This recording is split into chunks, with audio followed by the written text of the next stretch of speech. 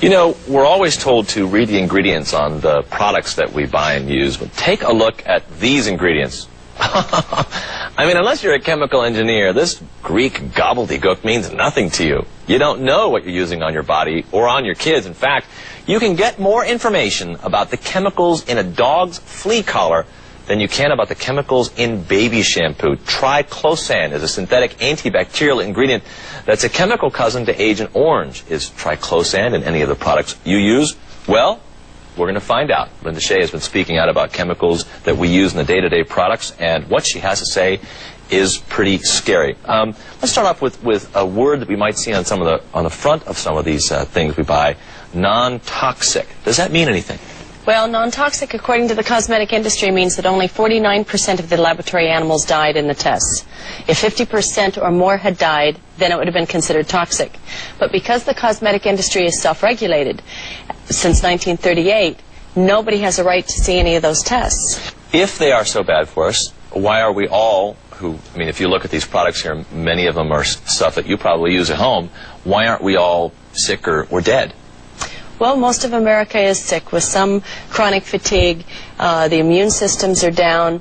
Visually, people have an accelerated aging. Most of our children today have illnesses and problems that they didn't have generations before.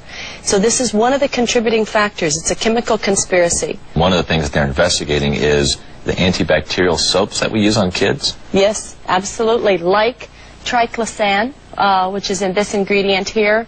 Triclosan's also in this toothpaste. Well, if triclosan, I mean, that's the one that's the chemical cousin to Agent Orange, how does the federal government let that go in there? Again, because it's self-regulated. The cosmetic industry gets to determine all of its own safety data. Now, triclosan, according to the EPA, is a very serious insecticide-pesticide. It's got long-term effects. It is not biodegradable, so it might be around for 500 years. And as an insecticide-pesticide, it's a hormonal disruptor and may contain dioxin, which is a serious carcinogen. Is it possible that it's in such minuscule, itty-bitty amounts that it really has no effect? I mean, could it be in larger doses something that's dangerous, and in the dose that's in toothpaste, for example, not a concern? Do you know that the toxic ingredients in triclosan is rated at parts per trillion? And a parts per trillion is 1 drop in 300 Olympic-sized swimming pools. So we're talking about just a very little bit. You're scaring me, girl. And when you brush your teeth, you spit it down the drain, or you wash your hands and it rinses down the drain. Guess where it goes? It goes into your city water. And water is recycled, and you cannot purify at parts per trillion and remove ingredients like triclosan. This is why today men's sterility is dropping, and why women's hormonal systems are being scrambled as well. Discovery Channel 3 weeks ago said it may be that our future generations may be sterile. If they know that this is so bad, then why do the companies that make things like toothpaste put them in there? Well, the people that have patents on these ingredients want to make sure that the public has a very positive view of them. And it's only when Tufts University starts saying that triclosan actually is a potential mutagen, meaning it's going to mutate these bacteria to keep our immune system from being able to fight against it, that information is not made, that information is available to the public. But the cosmetic industry that has the patents on these ingredients, there's a lot of financial profit in many of these ingredients.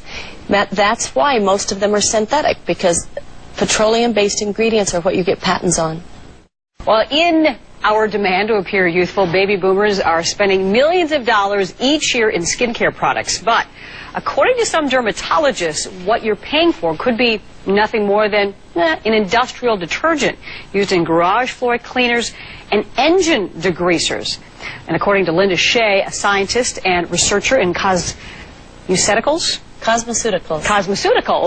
consumers have no idea that the cosmetics they are using to enhance their skin are actually accelerating the aging process. Ms. Shea has spent 27 years in the chemistry and cosmetology field, as well as studying plant biology and product formulation, and you're also, as well, a consumer advocate. Now, she tells us here how to increase our skincare IQ, and what you have brought here are a number of products.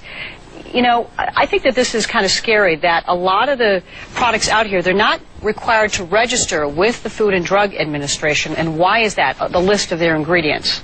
Because the since 1938, the cosmetic industry has been self-regulated. So, according to the Cosmetics, Fragrance, and Toiletries Association, none of these ingredients have to be approved by the federal government. Now, some of these products, actually, some of the skincare products actually say on them, avoid all contact with skin. Yes. That doesn't make much sense, does it? No. Especially something like propylene glycol, when it goes into the laboratory for manufacturing. The EPA has protected factory workers, yet you can find propylene glycol at 70% in your stick deodorants. You can find propylene glycol right here in baby products. Propylene glycol is a solvent. It can dissolve the barnacles off the bottom of the boats. What's it going to do to our skin? Industrial antifreeze is something else that is used in some of these products. That's right. Propylene glycol is an industrial antifreeze used on airplanes and used, on subways as de-icers. It has been outlawed as a antifreeze you and I would use because it's got to be disposed of in a toxic waste site. Yet again, it's in many of these very products right here before you. Now, some people may be wondering at home, is this an alarmist point of view that some of these, could the percentage be such a small amount, such a minute amount, that it really doesn't affect our immune systems? Well, the cosmetic industry would like to have you think that. And yet, because you use a small amount of this, and because our hormones are being so disrupted that we're seeing effects in our children, we're seeing more illnesses and diseases than we've ever seen before, it's the small amounts add up, and it's the cumulative effects that we continuously have as they enter our body. Our skin is permeable. Now, what are the safe alternatives, and are there cost-effective safe alternatives, and why aren't the companies using them? Well, there are safe alternatives, but they come from nature, and you can't get a patent on a grapefruit ingredient. You can't get a patent on cucumbers. So when you're in the industry, like many of the companies are, they want to have various synthetic plastics that they can own the full rights to. So there's a lot more profit margin in maybe some of these plastic ingredients, but there are alternatives. And people can buy books at their local bookstore that will be cosmetic dictionaries. I'd recommend people have 2 or 3, and simply look up and begin to understand a few key ingredients. Matter of fact, they can call our 800 number, and I'll give you a list of 10, and these would be especially the top 10 to avoid. But you are a scientist. Yes. And for just the average Joe or Jane out there to understand and comprehend what some of these ingredients are, you really would have to do some serious studying, the amount of time it would take. No, really, you could just go by one of these cosmetic dictionaries, and they would be able to identify to you that DEA is known to be a carcinogen. Matter of fact, DEA is being promoted all over the country now, the awareness factor on the cancer-causing potential of DEA. So just to look that up in a cosmetic dictionary takes half a second, and then once you've read it, you'll remember it. You'll, of course, have to take that book with you when you go shopping. Now, there you have a shampoo over there. It says citrus and rosemary. I've noticed a lot of shampoos. One local company here, or I should mention Aveda, for instance, they promote that they use a lot of ingredients that are from nature. Yes. So what's wrong with that? Well, the nature ingredients are usually just fine. But when a company promotes that they are petrochemical free, and this is petrochemical-free preservatives, but one begins to assume then that maybe it's all natural, yet right on the back panel in the second line is PVP. Now, PVP copolymer is a plastic. It's used in plumber's pipes, and if you're going to put a plastic on the hair in order to style it, you've got to have a strong solvent keeping that plastic liquid. The problem with that solvent is that it can penetrate into the scalp, and it can do all sorts of damage, mentally, emotionally, and physically to our bodies. And being that skin is the largest organ in our body, yes, it absorbs all the stuff, all the chemicals that are used. That's right. Welcome back. If you use shampoos, deodorants, lotions, and cosmetics, then you've avoid antifreeze and formaldehyde. They're just 2 of the toxins that may be seeping into your system and making you sick. Tonight, a Northwest woman is putting her best face forward in a crusade to pressure the cosmetics industry to make products that protect instead of poison. Beauty may only be skin deep, but American women spend millions of dollars a year in search of the fountain of youth. Now one Northwest woman says, buyer beware. Judy Vance is taking on the multi-million-dollar cosmetics industry with her new book, Beauty to Die For.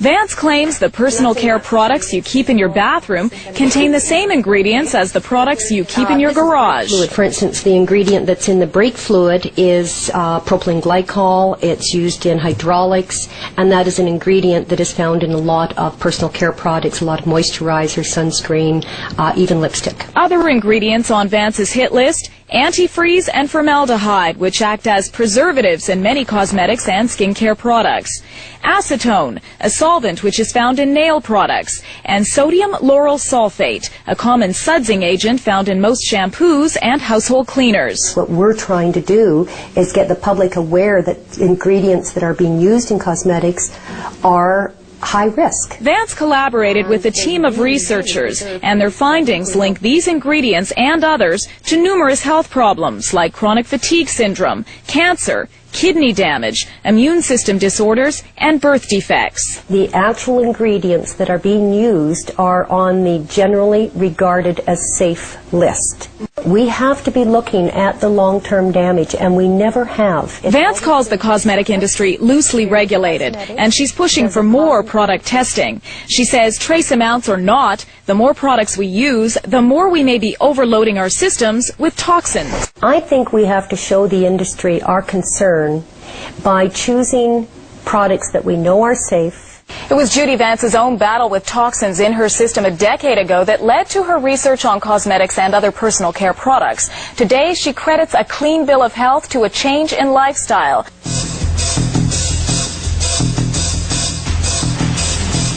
They are everywhere in our daily lives, often where we least expect them. We're conducting a vast toxicologic experiment, and we're using our children as the experimental animals.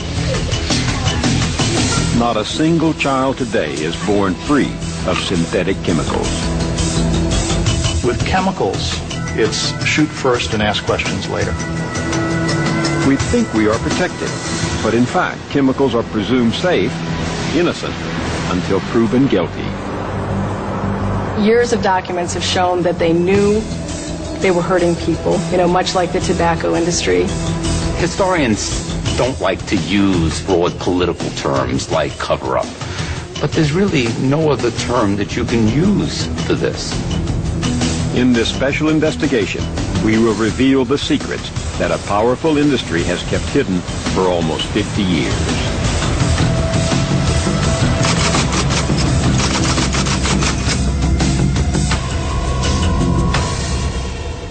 Synthetic chemicals were invented to give manufacturers new materials. Plastic. And like plastic. Other things we use in our everyday life. Better things for better living through chemistry. Pesticides like DDT were advertised as miracle chemicals that would eradicate crop pests and mosquitoes. The industry boomed.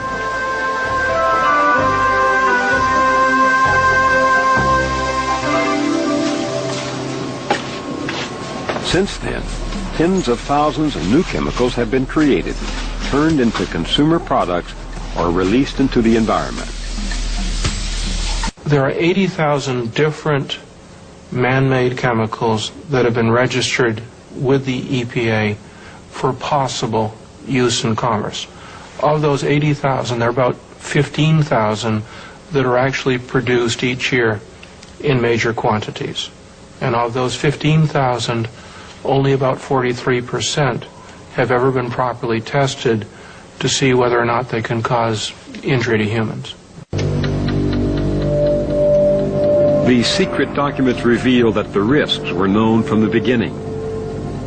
The chemical industry knew much more about its miracle products than it was telling. The chemical industry has contended that while a few substances pose a real risk to human health when sufficient exposure occurs, the vast majority of chemicals do not pose any substantial threat to health. However, the problem is very little data exists to broadly respond to the public's perception and the charges of our opponents. That is worth repeating. The problem is very little data exists. In other words, the industry itself acknowledged it could not prove the majority of chemicals safe.